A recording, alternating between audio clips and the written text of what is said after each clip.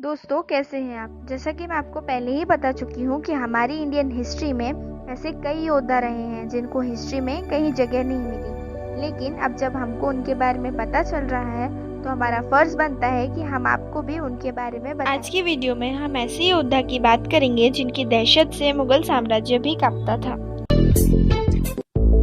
नमस्कार, ये एक सोशल सर्विस अनाउंसमेंट है जो जनहित में जारी है। सरकार आपको कुछ बातें बताना बहुत जरूरी समझती है और मुझे लगता है कि ये मेरी जिम्मेदारी है।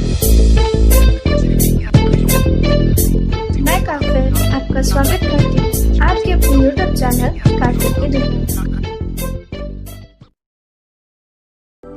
सुहेल देव सरस्वती जी अर्ध पौराणिक भारतीय राजा हैं जिन्होंने 11वीं सेंचुरी की शुरुआत में बहरिच में गजनवी के सेनापति सैयद सलार मसूद गाजी को पराजित कर मार डाला था।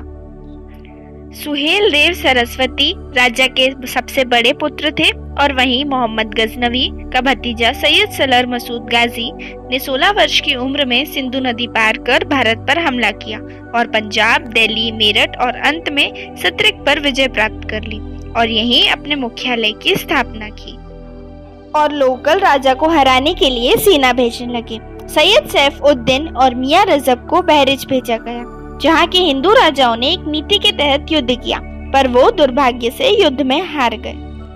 तब ये राजा सुहेल देव के पास मदद मांगने पहुंचे।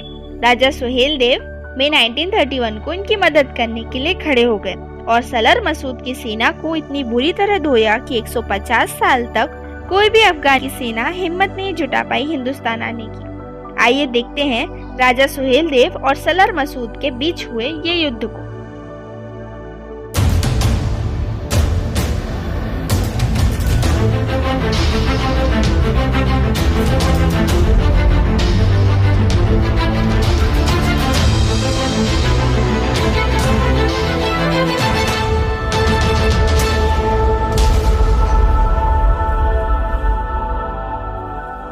राजा सुहेल देव एक वॉरियर थे। वैसे मैं आपको एक बात बताना चाहूंगी कि हिस्ट्री में देखा होगा कि गाजी ने 1027 को अख्ती इन्वेशन किया था और उसके बाद 1192 को मोहम्मद गौरी ने इन्वेशन किया। आखिर ऐसा क्या था कि 150 इयर्स में कोई इन्वेशन नहीं हुआ? इसकी वजह थे राजा सुहेल देव। 1930 में सुल्तान मोहम्मद मर गया तो उसका भतीजा सलार मसूद गाजी ने भारत में इन्वेट किया। वैसे उसके बारे में लिखा है कि सलार मसूद एक बहुत ही बेशरम शख्स था और ये जब भी युद्ध करता था तो वहाँ सब कुछ खत्म कर देता था। ये इस्लाम को पूरे वर्ल्ड में फैलाना चाहता था, जिहादी था। जून 1033 तक सलार मसूद बहरिच तक पहुँच गया और वहीं सरयू नदी के किनारे अपना तंबू लगा के रहने लगा और वहाँ राजा सुहेल देव ने भी इसके लिए तैयारी करते हुए आसपास के सभी राजाओं के साथ गठबंधन कर लिया, जिससे उनकी ताकत बहुत बढ़ गई। और फिर अपनी परंपरा के तहत उन्होंने सलार मसूद के पास शांति दूत भेजा, लेकिन सलार मसूद तो अपने घमंड में चूर था, उसने शांति के प्रस्ताव को ठुकरा दिया। अब यहाँ आपकी जानकारी के लिए बता दूं कि सलार मसूद के पास 1 लाख की मुगलों की सेना थी, वहीं राजा सुहेल देव के पास 1.2 लाख की, जो कि भाला चलाने में पारंगत थी, जैसे राजा सुहेल देव माहिर थे। 13 जून 1033 को दोनों का युद्ध शुरू हुआ, जो कि 5 दिन तक चलता रहा।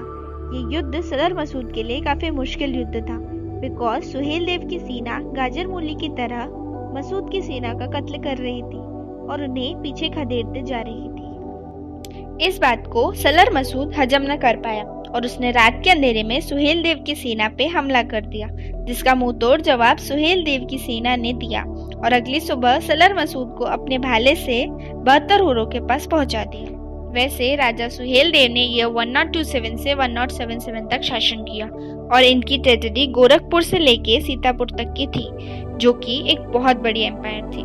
इनकी इसी युद्ध का डर अफगानियों पे ऐसा छाया कि वो 150 इयर्स में एक बार भी भारत में नहीं आए। सोचिए कितने महान और पराक्रमी होंगे हमारे योद्धा राजा सुहेल देव, जिन्हें हिस्ट्री में दबा दिया गया और वहीं एक आक्रांता और इन्वेडर गाजी सलार मसूद की दरगाह बना दी गई, जो कि आज भी मुस्लिम्स के लिए बहुत पवित्र है। आखिर क्यों हमारे वीर योद्धाओं को किताब के पन्नों में कोई जगह नहीं मिली? आखिर क्यों हमने आक्रांताओं को अपने सर पे बैठा दिया है?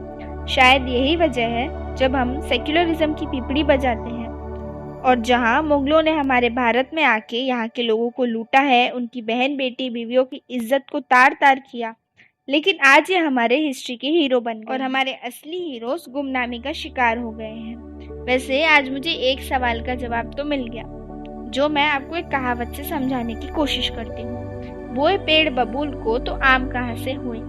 मीन्स जब हमने हीरो ही ऐसे चुने हैं जिन्होंने लूट पाट, बेकसूर को मारना, रेप सब कुछ किया है, तो आज की जनरेशन में ये सब आम हो गया है और लोग इन्हें फॉलो कर अपनी शान मानते हैं।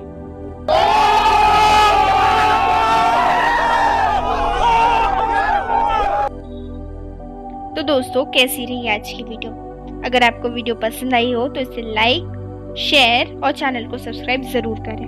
मिलते हैं हमारी अगली वीडियो में, तब तक के लिए शुभ रात्रि। सनातन धर्म है, भगवा हमारा है आवरण, भारत के हिंदू शेर में छत्रपति शिवाजी उदाहरण। देशभक्त ये रक्त देश के आए काम ही आमरण, मैं पागल सा हिंदू हूँ, आजा बैठ करेंगे जागरण।